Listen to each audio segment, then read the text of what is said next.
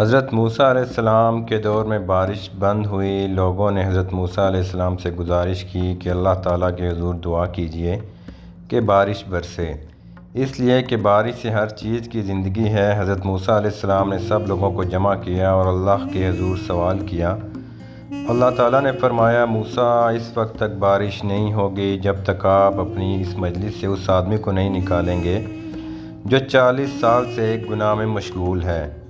حضرت موسیٰ علیہ السلام نے اعلان کیا کہ 40 سالہ گناہ گار جب تک مجلس نہیں چھوڑے گا اس وقت تک بارش نہیں ہوگی۔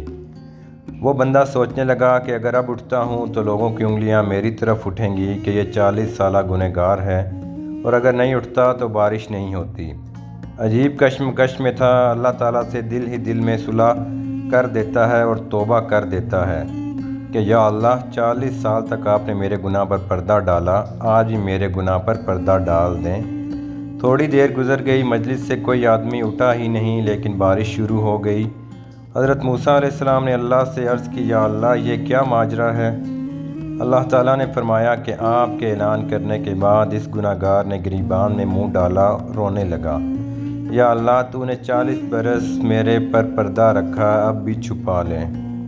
یا اللہ، اب میری توبہ ہے اور میں نادم ہوں۔ اس نے اخلاص کے ساتھ توبہ کر لی تو میں نے اس کو بخش دیا۔ سبحان اللہ۔ اللہ تو بخشنے کے لیے بہانے تلاش کرتے ہیں، تھوڑی سی توجہ کی ضرورت ہے۔ اللہ ستار ہیں، اللہ غفار ہیں، لیکن اگر ہم توجہ ہی نہیں ہوں گے تو یاد رکھیں اللہ قہار بھی ہیں۔